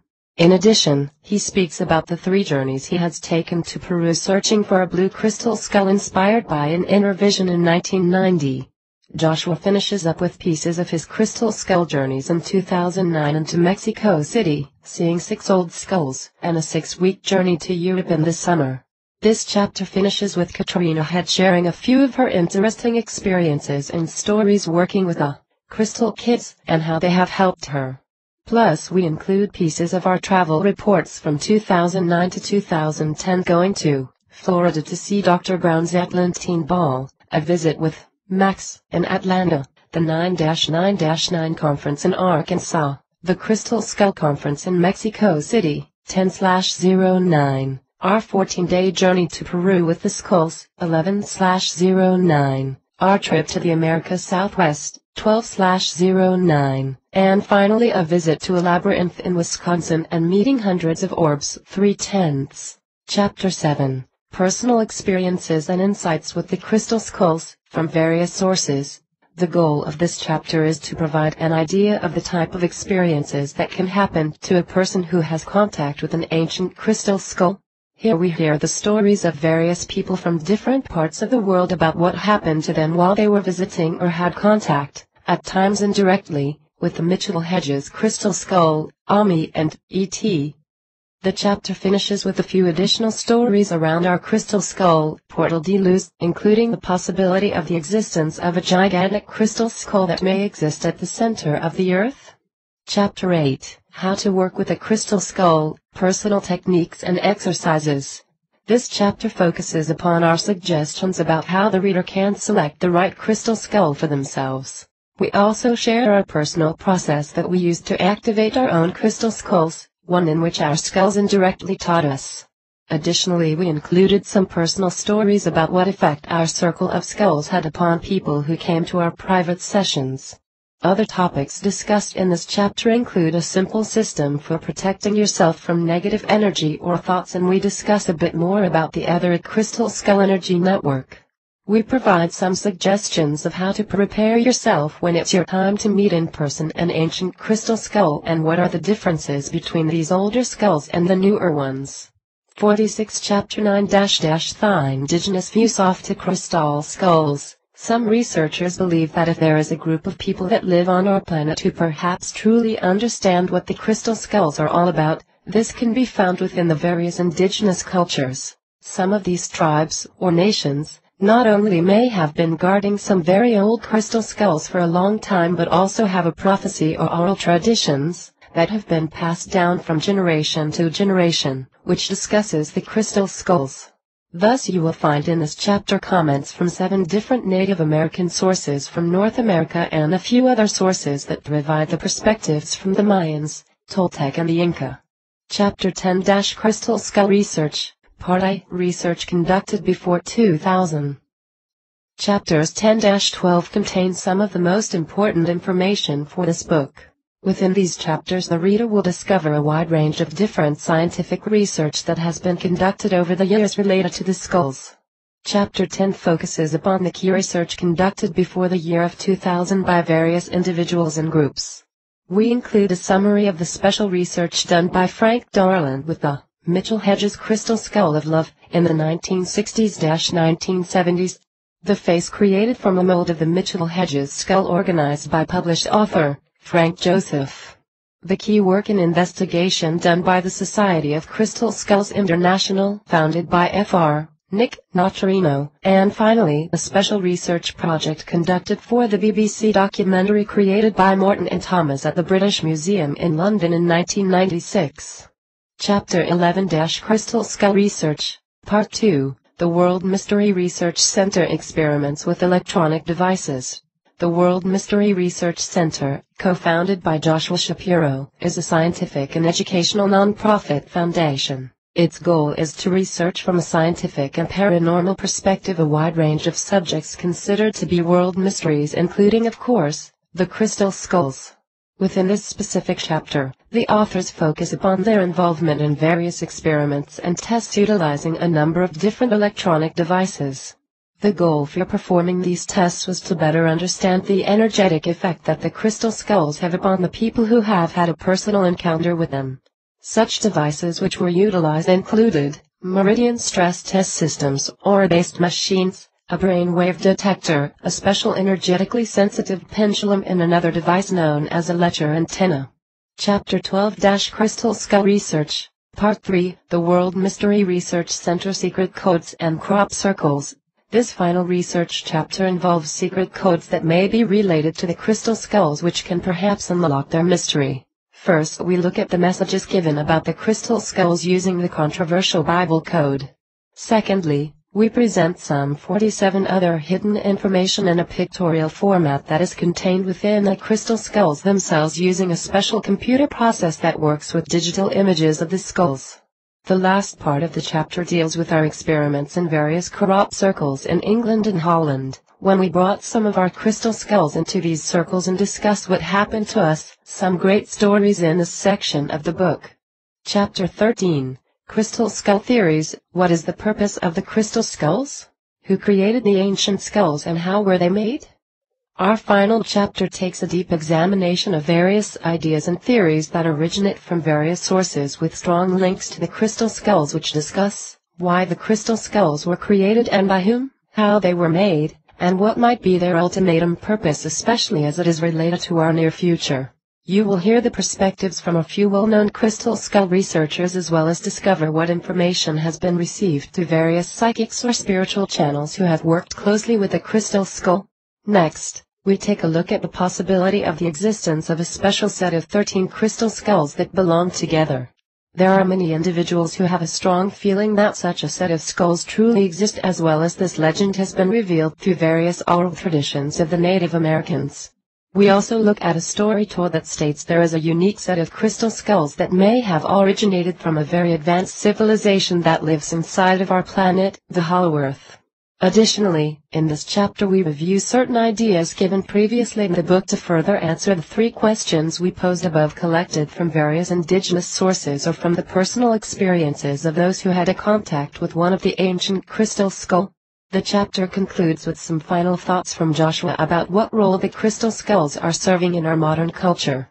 Conclusion. Appendix A. Glossary. Appendix B. Crystal Skull Resource Section B.1 Caretakers of Ancient and Old Skulls B.2 Crystal Skull Carvers and Sellers B.3 Caretakers of Contemporary Crystal Skulls B.4 Crystal Skull Researchers B.5 Miscellaneous Contributors for the book B.6 Contributors for Scientific Research, World Mystery Research Center, Bible Code Researchers, Crop Circle Researchers B.7 Indigenous Contributors for the book B.8 Internet Resources B.9 Crystal Skull Books.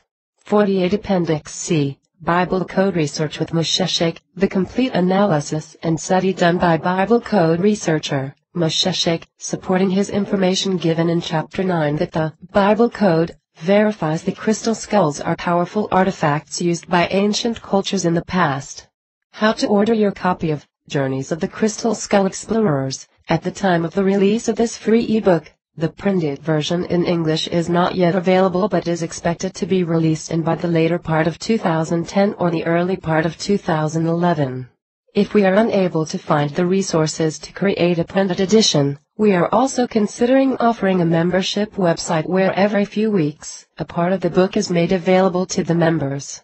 If you visit the first page listed below, you can't fill out an online form, so we may be able to contact when the printed or online edition is ready and released, if the book is not already available.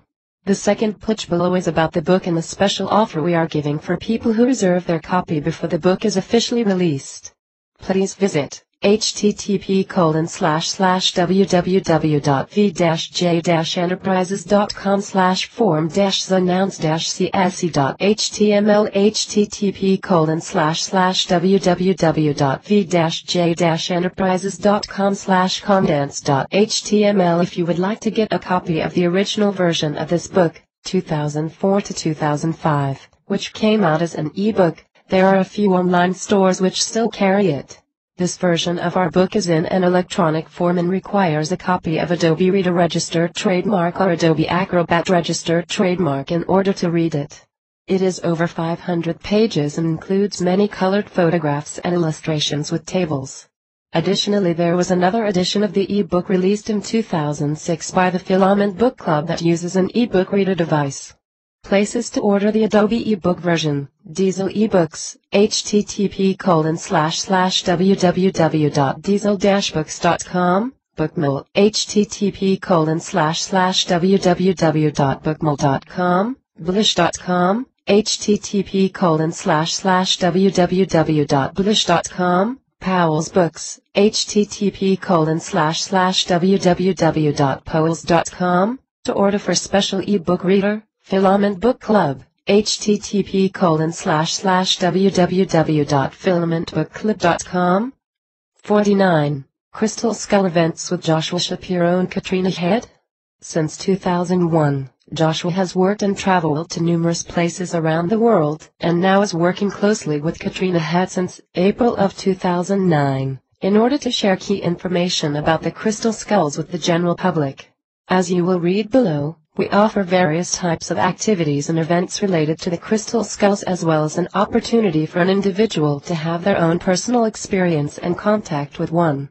As we move forward, we intend to continue our outreach into many new locations within the world and to work more closely with other crystal skull teachers and caretakers. What does our public crystal skull event consist of? Public lecture, 2 to 3 hours. A slide presentation that provides a brief history and discussion about how the crystal skulls first surfaced and which ones are publicly known today. We then delve in various theories about their true purpose and why the crystal skulls are important for humanity's future.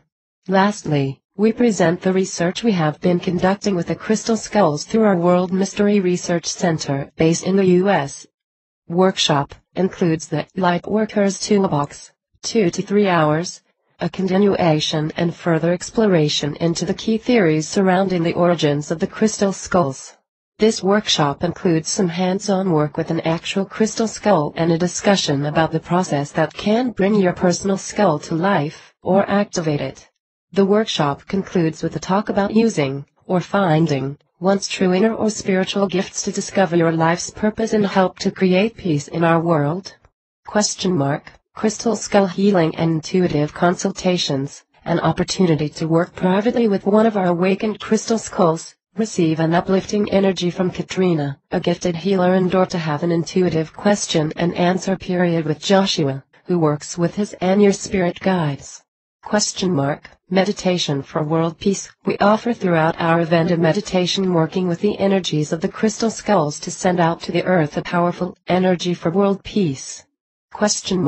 Joint events. In 2004, we began to investigate working with other crystal skull caretakers, researchers, and teachers, including indigenous elders, which resulted in 3 small conferences in Switzerland and 2 crystal skull festivals in Europe, the Netherlands in October of 2006 and Hungary in October of 2007. From 2010 and beyond, we are hoping to offer more festivals within the world. To contact us or for more details, visit our website at http://www.voicejoshuashapiro.com/crystalskull-event/ If you would be interested to bring one of our crystal skull events to your local area or have any questions at all, please don't hesitate to get in touch. We believe that the message of the crystal skulls is very important for humanity's future. Hope to meet you at an upcoming event. Joshua Shapiro and Katrina Head, The Crystal Skull Explorers. Email, crystalskullexplorers@mail.com. 50. A short description about our consultations with the crystal skulls. We thought it might be of interest for our readers to briefly discuss how we conduct our own private consultations in order to give to you an idea about how a person can incorporate a crystal skull into their own spiritual work. What we have done is to combine the individual spiritual gifts of the people helping in the session working in tandem with the energy that is held by each of our personal crystal skulls. To set up for our sessions, we place on a table all of our working crystal skulls, facing forward, so that they are sitting directly in front of our client. We lay the skulls upon a special cloth such as animal fur. The other tool we utilize for our session is a portable CD player with headphones. All of our sessions begin with the meditation with music, while the client holds the skull of their choice in their lap. Essentially, our consultations serve 3 purposes. First, our client has a chance to experience the type of energies which are linked to a crystal skull. In some cases, this energy can act as a catalyst that triggers a personal transformation for them. This is the reason we ask each person to select which crystal skull they feel the greatest affinity to work with, as each of our skulls offers their own unique and individualized service. Second, our clients can receive a personal healing or just receive the appropriate, universal, energies that are necessary for them at that time. In general, these healing energies are given during their meditation with the music. And lastly, our clients have an opportunity to ask questions about their personal life, or at times we may receive some specific information or messages that are channeled that we are to share with them. Mostly, the type of information we receive deals with the potential creative or spiritual gifts the individual has, or what is their life's purpose.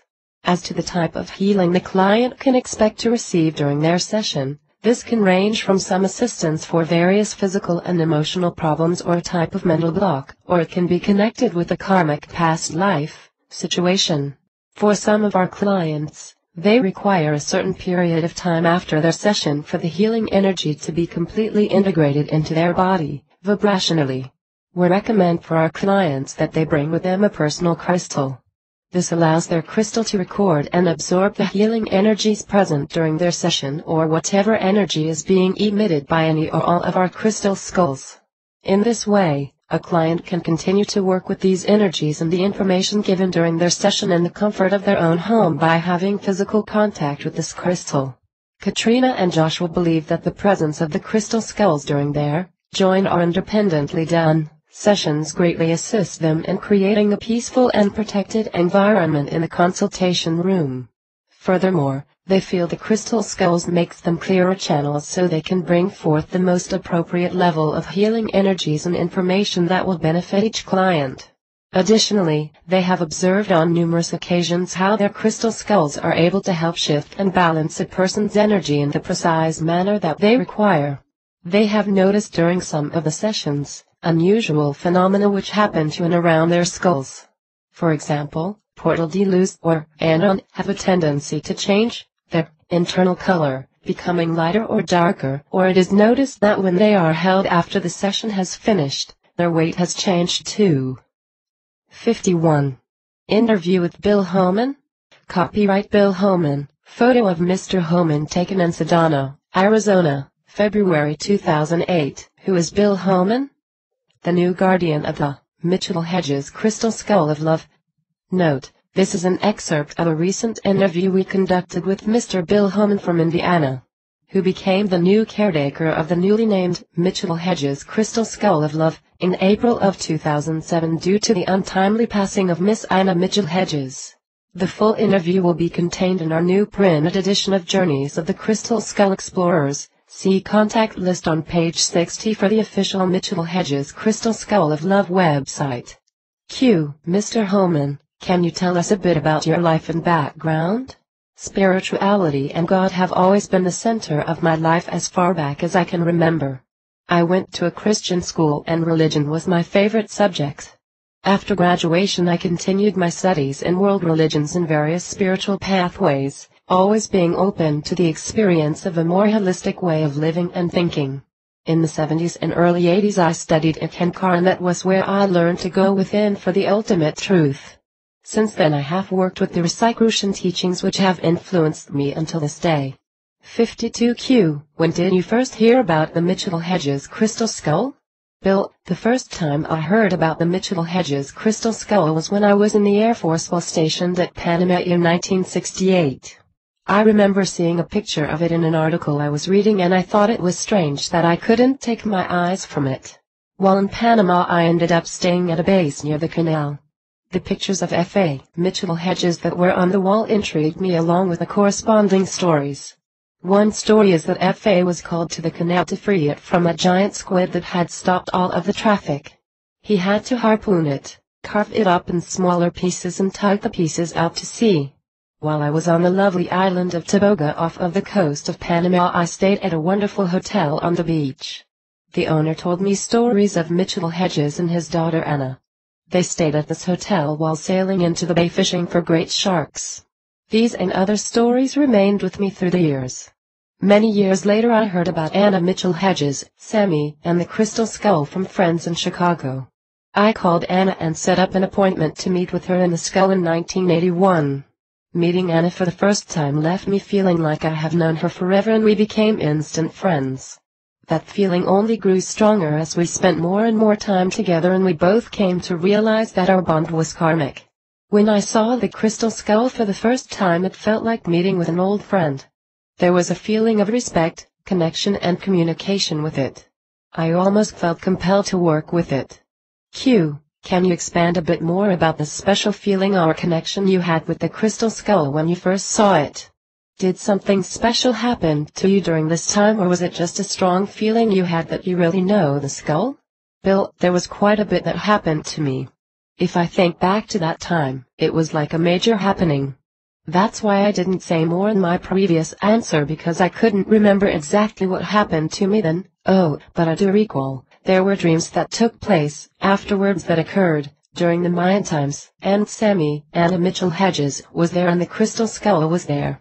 I witnessed a big ceremony with the Crystal Skull. And this wasn't just a passing dream, it was a powerful one as if I was right in it. Beside the dreams, well, I would have to really put my mind to it and unravel it, and this is why I gave a simple answer before, because I didn't want to go deep into my mind and try to remember it all. But it was a major happening. It was a life-changing event. At that time, I was going in one way in my life and all of a sudden when this happened, it changed my whole course and life direction. And I knew that this was my purpose and destiny, to be involved with the Crystal Skull. It was like an awakening. 53Q. And now Mr. Homan, you are the guardian of this Crystal Skull. What does this mean for you? In the last 8 years of Anna's life I had the privilege of having her live with me so that I could watch over her and take care of her. Because of our strong bond, she has honored me by trusting that I will carry on her wishes concerning the future of the skull. I believe the main message that the skull is trying to share with the world is for all of us to drop our egos and to work and support each other as if we are all one. That all living beings contribute to the whole and all are sacred. We are not separate from each other, we are all connected through love. Rather than live in our own single-minded consciousness, we need to embrace unity consciousness. Some of you may even wonder why I am now the keeper of the skull. I believe because of my past ties the skull is where it wants to be. It is multidimensional and would be gone if it didn't want to be here in this reality. I also feel that the crystal skulls are here to help man connect to a higher consciousness. That they work by connecting with the heart of man by breaking down the barriers that keep people from feeling oneness with each other. This is where the great healing takes place, and this is why we are now calling this the Skull of Love.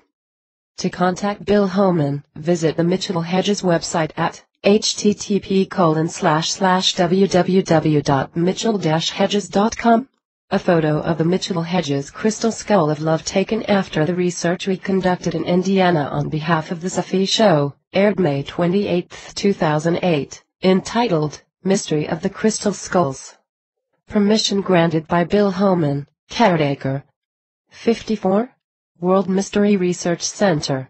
In our world today exists many mysteries, some of which remain unsolved and others which cannot be explained by any kind of our modern-day scientific theories. It is the goal of our center to utilize all known methods of research, both scientific and paranormal, to try and uncover the truth and the hidden messages or information which lay encoded within each of these mysteries. More importantly, however, we believe that this hidden knowledge will ultimately provide vital information for the future evolution of humanity. The World Mystery Research Center is involved in a number of key areas of research that include crystal skulls, UFOs, the Bible Code, world prophecies, crop circles, indigenous wisdom and spiritual healing. The World Mystery Research Center was founded as a 501c3 nonprofit corporation in January 2001 in the United States, based in the state of Illinois. The center was started through the efforts of R. Joshua Shapiro, a spiritual author, investigator and speaker, and is presently working to form alliances and associations with other like-minded individuals and organizations throughout the world. We hope to open up other branches in other countries in the near future. To learn more about our projects, you can visit our international website listed below, or please contact us if you would like to review the research data that we have collected so far. We are happy to share information and respond via email. We are now actively seeking public support and donations to help us with our various projects. For those interested to be a contributor within the U.S., you can use your donation as a tax write-off. Only 25% is allowed, or for other countries please check your own laws. The monetary support we are seeking is to help build our research center, staff and materials, and to provide funding for the continuation of our research projects, expenses and equipment. To make your donation, please contact us via email and we will provide the instructions to receive your gracious help. World Mystery Research Center C/O, Joshua Shapiro, Bloomington, Illinois, USA. Phone, +1 312 473 2790. Email, joshuashapiro@worldmysteryarc.org. Website, http://www.worldmysteryarc.org. Skype, Josh Al Shapiro 17. 55. Katrina's contact with the orbs and the link with the crystal skulls, 1999 and 2010. Q. When did you first encounter the orbs? Katrina, in 1999 while I was visiting Sedano, Arizona, I encountered the orbs. At this time, I was attending a conference about the Arcturians. Because I was receiving telepathic messages from the Arcturians, I wanted to learn more about them and I felt this conference could help me. So during one of the days of the conference, I decided not to attend the lectures as I wanted to just go out and experience the energy of the special vortexes in this area. For some reason, I was drawn to visit a church which was not far from the famous energy vortex known as Bell Rock, because the rock is in the shape of a bell. I was here during the very early hours in the morning. Just as I was walking past the church to go explore one of the nearby mountains, I was astonished as there were many colored lights, orbs, flying right at me which I could see easily with my physical eyes. These lights were of different colors such as pink, magenta, purple, violet and blue. It was very strange, so I was inspired to take some photographs. Note, one of the photos Katrina took is shown above. Q. Now Katrina, in March of this year, 2010, you and Joshua had a chance to visit the Bluff Trail Labyrinth near Madison, Wisconsin. In this location are being photographed many orbs. You brought your crystal kids with you. What were your experiences here? Katrina, I didn't see the orbs in this area so much with my physical eyes, but I could feel their presence quite strongly around the labyrinth. However, in the photographs we took during our visit, there were times when almost 100 orbs appeared at once. I did see the orbs appear in the bedroom where we stayed. But this was at the parents' home of Melanie, one of the owners of the land where the labyrinth had been built and was several 56 miles away. The orbs did call to me, telepathically, though, and I was able to hear them. After we finished our full-day workshop on that Saturday, I was definitely called to go out to the labyrinth and be with the orbs. When I went out at this time, I could feel all kinds of spirits around me, especially Native American spirits. I believe the orbs were drawn here to this place because the labyrinth lies on sacred land. I remember during this particular visit in the labyrinth, I spoke to the spirits or the light beings, the orbs, and I asked them if they would come near where I had placed two of our crystal skulls, Portal and Geronimo, at the very center of the labyrinth. And they did follow my request, as through the photos we took, I saw orbs on the ground trying to move in closer to the skulls. This was the only time we had photos where the orbs were near the ground. Q. Is there any relationship, in your opinion, between the orbs and the crystal skulls?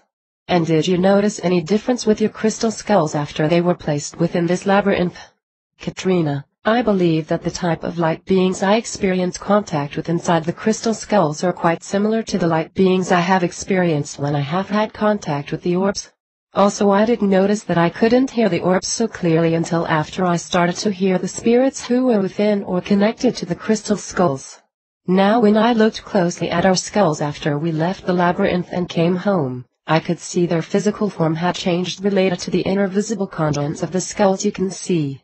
Also, I believe the orbs followed us, linking to us through our skulls, as after we moved into the mountains of North Carolina, just south of Asheville, the orbs started to communicate with me and asked me to go out at night into our backyard and take pictures of them, of which they always will appear. They continue to do this even now, July 2010. As a matter of fact, our friends who we are living with have access to night vision goggles and an infrared light which enables us to visually see the orbs in movement. Lastly, sometimes in my bedroom, late at night or in the early morning, I will see with my naked eyes the orbs come into the bedroom to say hello. If our readers wish to know more about our reports about the orbs, our photos and the live video, we are sharing this new research with the members of our free new newsletter entitled, The Unfolding of the Crystal Skulls. To get your copy of our reports, sign up at http://www.voicejoshuashapiro.com/newsletter-signup.htm. 57 Tips for Reading This Book. This ebook has been created as an Adobe Acrobat document using the PDF format. We have done so because this is such a common and popular file format on the internet, and it can be easily read on a personal computer running either Microsoft Windows or Apple's Macintosh operating system. All that is required to read our ebook is a version of Adobe Acrobat Reader, version 6 or higher. This is a free program you can download from the Adobe Systems website. If you do not yet have your own copy of Adobe Reader, you can get one by going to the following website, http://get.adobe.com/reader/ You have the option to read this ebook directly on your computer, or you also can print the pages out. To print the pages from this ebook while you are running Adobe Acrobat/Reader, go to the File menu in this program and select Print. In the following pop-up window that is displayed, you are able to indicate to the program which pages of the book you wish to have printed. Author's note: please note that the page numbers within the book do not correspond to the page numbers that are shown within this program. In another part of this window is an option called Properties, where you can tell Adobe Acrobat/Reader if you want to print the book in color or not. We found a setting of normal seems to work well. You can jump to specific parts of our ebook by using the tab labeled Bookmarks.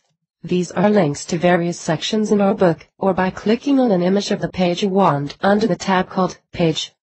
Note, any internet links, websites or emails in this ebook that are shown, or in blue, if you place your cursor over them, the cursor changes to a hand with the index finger pointing out. It will bring up your web browser or email program so you can visit the site or send an email. For viewing the pages, you shouldn't be afraid to adjust the size of the page image.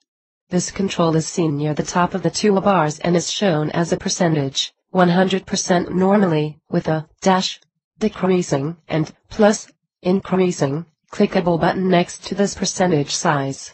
For readability for the pages of this ebook we have found for Adobe Reader 5, 150-158% is best and also good for the pictures. In Adobe Reader 6, 118% or 125% seems to work quite well. Please feel free to use this control to view the pages and especially the pictures in a pleasing way and experiment with the right size that works for you. Lastly, if you have a LCD display or notebook computer, in order to view our book clearly there is a setting in Adobe Acrobat that will help you.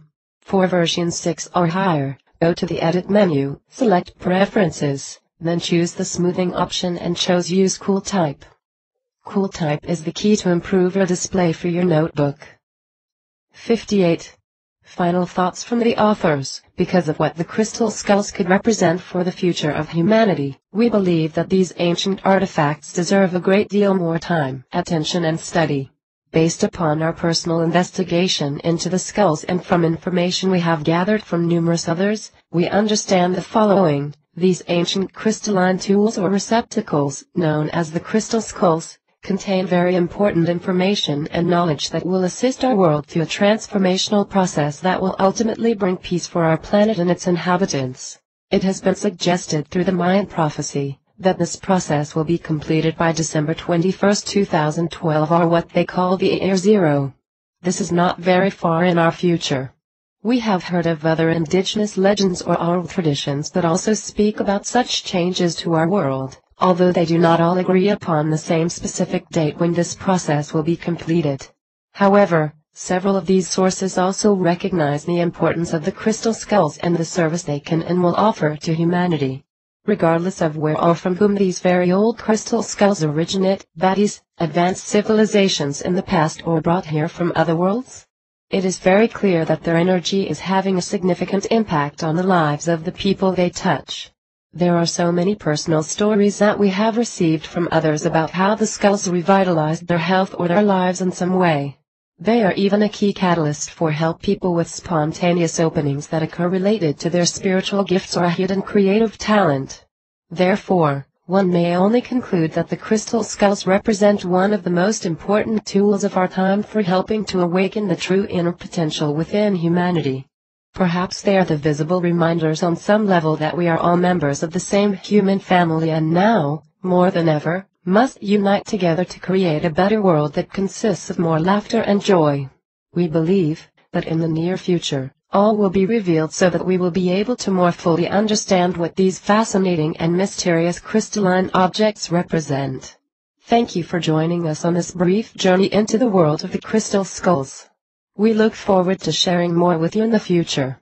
In peace, light, love and joy. Joshua Shapiro and Katrina Head, The Crystal Skull Explorers, North Carolina, USA, July, 2010?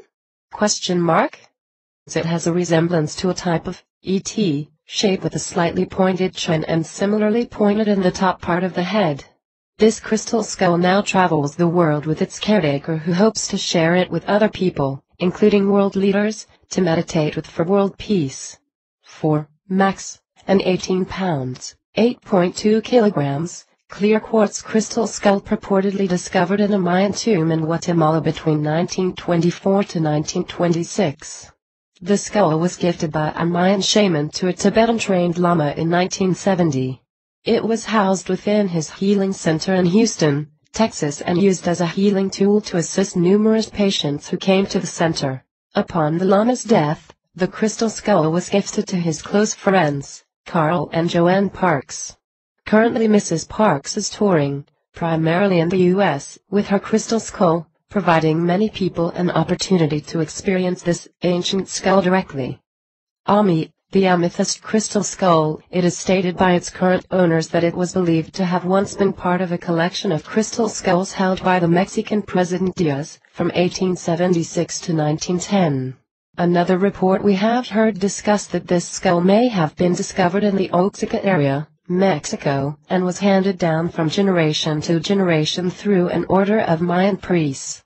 This is smaller than human-sized skull and weighs 8.5 pounds. 3.86 kilograms.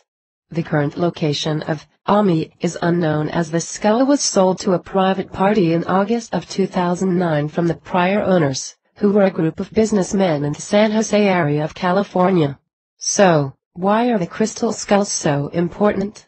There's no simple answer to this question. The study of the crystal skulls is very complex and seems almost never-ending.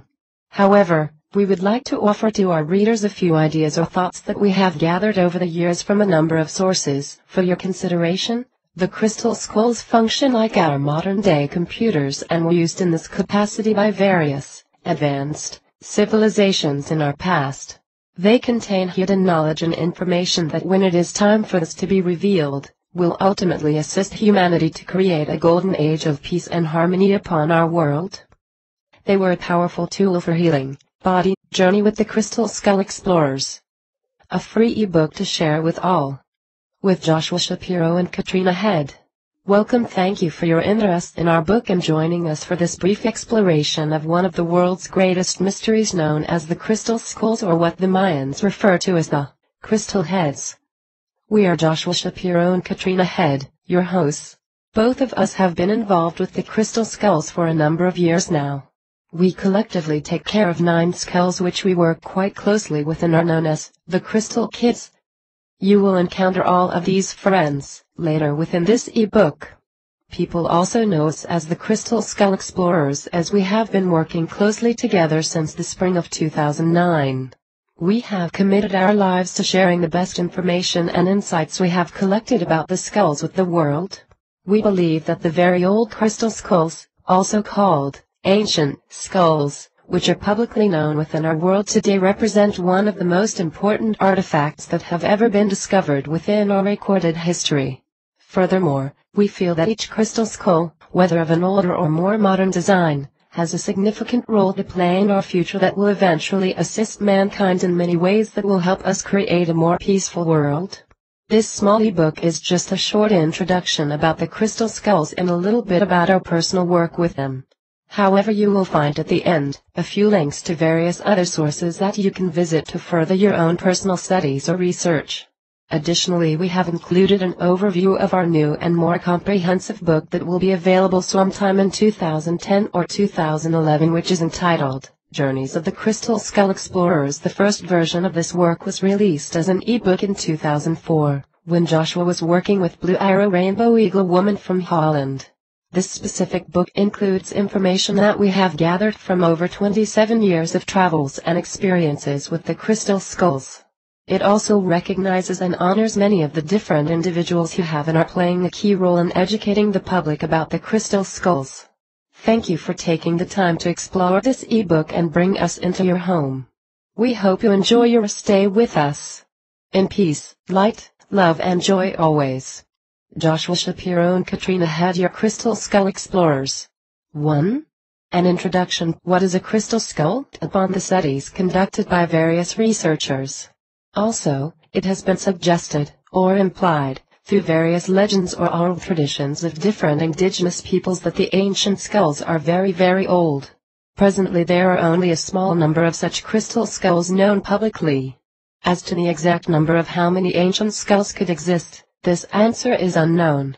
At the present time, we do not have an exact scientific procedure to be able to date when a piece of quartz was shaped into a skull. However, there are a number of different ideas and theories about how one can definitively identify a crystal skull as being ancient, or even old. Again, Many of these types of skulls appear to have some type of link with different Mesoamerican cultures as well as possible ties with various Native American tribes or nations within North America. We have even heard rumors of crystal skulls that have been found or are known within South America and other parts of the world as well. In general, we are unable to detect tool marks upon the surface of an ancient crystal skull. The implications of this condition suggest that either this particular skull was done completely by hand over a long period of time, or perhaps there was some form of very sophisticated and advanced technology that was utilized to make the skull, of which we are not familiar with as of yet. Most of the so-called very old or ancient crystal skulls we have personally met have a very intense energy field that surrounds them, of which many people are able to sense or feel. This energy field can be quite strong and powerful. There are a number of different theories that have been given as to explain how these ancient skulls may have been manufactured, some of which are quite fantastic in their scope. It has been difficult to trace the true history about where these objects as far as where they may have originated from or what parts of the world they have traveled through. Attempts have been made by various groups to work with trained sensitives in the presence of a crystal skull and record the impressions that they psychically receive. However, this method does not always guarantee success, as the historical information channeled by these psychics does not always agree and even can be conflicting at times. History of the crystal skulls. The public first became aware of the crystal skulls during the later part of the 19th century. At this time, many museums of the world became interested in displaying antiquities from past civilizations, Egypt, Greece, Mesoamerica, etc. Well, as this name or term implies, we are speaking about a skull-shaped object that is made from various types of quartz crystals: clear, amethyst, smoky, rose, etc. Most of us are familiar with quartz crystal, as this gemstone is a key component within all of our modern-day electronics devices that we use each and every day, including the computer you are using to read this book, BTW. There are many people today who work with their personal crystals in order to re-energize themselves, for healing, physical or emotional problems, or even to assist them in their development of their inner or spiritual gifts. However, when one begins to work with a quartz crystal that is in the shape of a human-like skull, other strange phenomena begin to occur around them.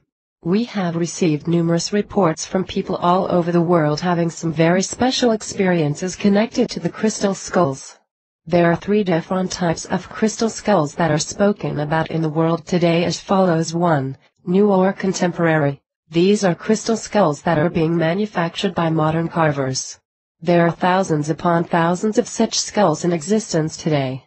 Since the middle part of the 1990s, there has been an explosion in the interest about the crystal skulls. There are quite a few people now, in all parts of our world, who have acquired their own personal skull to work with and use. The contemporary crystal skulls come in all shapes and sizes and are being primarily done by carvers in Brazil and China. These skulls can even be found for sale upon eBay. Old. A crystal skull that was created between 100 years ago to about 1,000 years ago. A number of these types of skulls have been discovered within or near ancient ruins in Mexico or Central America. In general, the appearance of these crystal skulls are somewhat crude in form, and upon a close examination of the surface of an old crystal skull, there are usually observed some type of tool marks left by its carver, similar to what can be detected with the newly made crystal skulls. Copyright Katrina Head and R. Joshua Shapiro, Portal de Luz, a smoky quartz crystal skull created by master carver from Brazil. 2. Ancient, a crystal skull which was fashioned at least 1500 to 2000 years ago or was created long ago. It has been suggested that some of these crystal skulls could literally be hundreds of thousands of years old, etc. Thus, in the 1878, in the Musée d'El-Ham, the Museum of Man, in Paris, and in 1898, in the British Museum in London, each had a clear quartz skull on public display. It is believed that both of these crystal skulls originated from within Mexico, possibly connected with ancient ruins or tombs, during the 1860s, at the time of the French occupation of this country. Eventually both of these skulls somehow came into the possession of a French antiquities dealer, by the name of Bobin, and eventually found their way to the stated museums. 3. Copyright Zainbo Narabel, photographer, and R. Joshua Shapiro photograph of the crystal skull held by the British Museum since 1898. The first human-sized crystal skull placed on public display. During the research for our new book, Journeys of the Crystal Skull Explorers, we uncovered that there were a few other old or ancient crystal skulls that also made their way into private hands during the 19th century. Within recent years, these particular skulls are now held by various individuals who have publicly disclosed their existence and in some cases, are permitting other people to sit with them in private. As we entered into the first part of the 20th century, there was an entirely different group of crystal skulls that mysteriously surfaced. Within this group of skulls, there was also a strong connection with the ancestors of the indigenous people living in different parts of Mexico or Central America.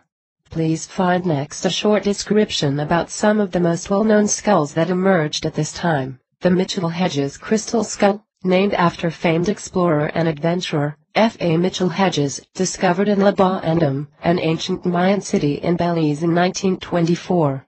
This skull is human size and made from an absolutely clear piece of quartz that includes a removable jaw. It is an almost exact copy of our own modern bone skull. At the current time this skull is in the hands of his adopted daughter, Anna Mitchell Hedges, since the time of her father's death in 1959. E.T. discovered by a Mayan family near Guatemala while digging on their property in 1906. This crystal skull was obtained by Joki Van Dieten in 1991 through a crystal store near Los Angeles. It is the only known human-size ancient crystal skull that is made from smoky quartz. In appearance,